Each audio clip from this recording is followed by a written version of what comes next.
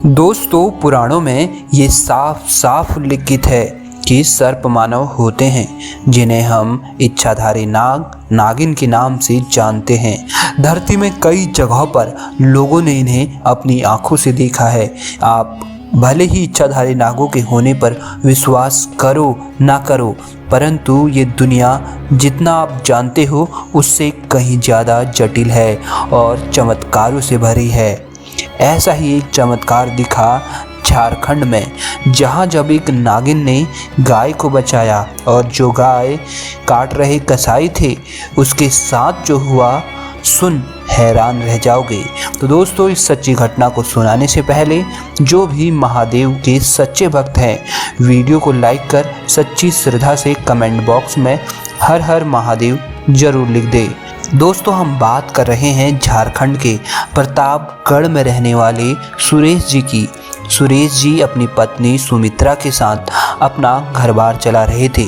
सुरेश और सुमित्रा दोनों ही महादेव शिव के परम भक्त हैं, साथ ही दोनों पशु प्रेमी भी हैं। उनके पास 2 गाय हैं जो उनके आंगन में ही बंधी रहती है। उनकी सेवा भाव में दोनों पति पत्नी कोई भी कसर नहीं छोड़ते। गौ माता के सम्मान में दोनों गायों को भी पूजते हैं।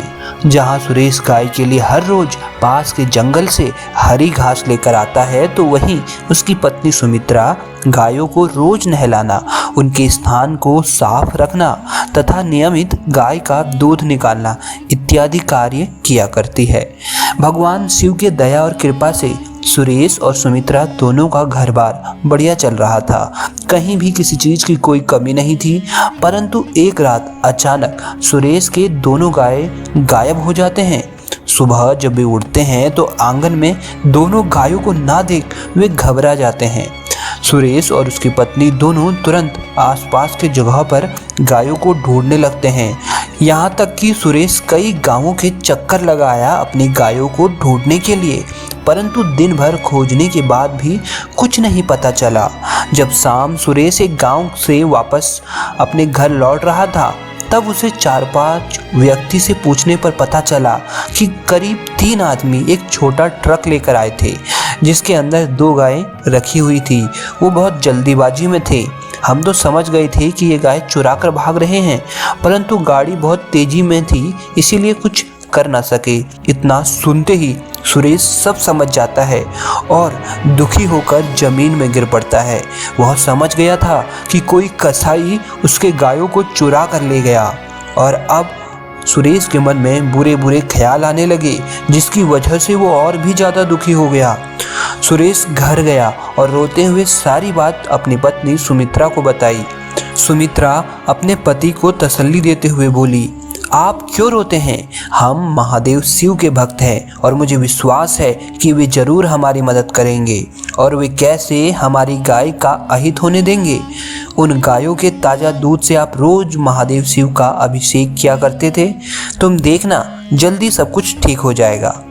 आओ अब हम दोनों महादेव शिव से अपनी गायों के लिए प्रार्थना करते हैं। दोनों शिव की पूजा करने लगे। उधर वो कसाई लोग दोनों गायों को ट्रक में ले जा रहे थे, तभी ट्रक का एक टायर पंचर हो जाता है। कसाईयों को अब चिंता सताने लगती है कि अगर जल्दी कुछ नहीं किया गया तो उन्हें विवश होकर मुख्य मार्ग से होकर जाना पड़ेगा, जहां उन्हें लोग देखते ही पकड़ लेंगे। उन्होंने सोचा गाय को जंगल के रास्ते ले जाते हैं और वहीं काट देंगे। तीनों कसाईयों ने गायों को जंगल में ले जाकर एक पेड़ में बांधा और उन्हें काटने की तैयारी में जुट गए। तभी एक कसाई की अचानक से चीखने की आवाज आई।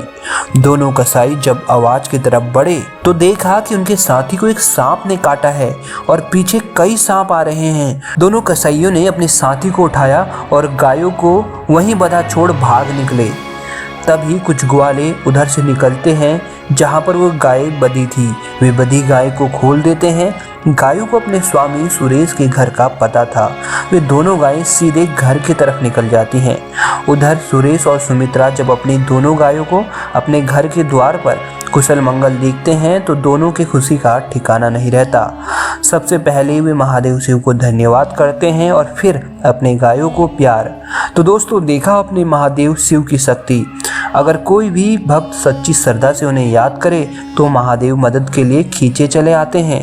तो एक बार सच्ची श्रद्धा से महादेव का जयकारा कमेंट बॉक्स में जरूर लगाइए।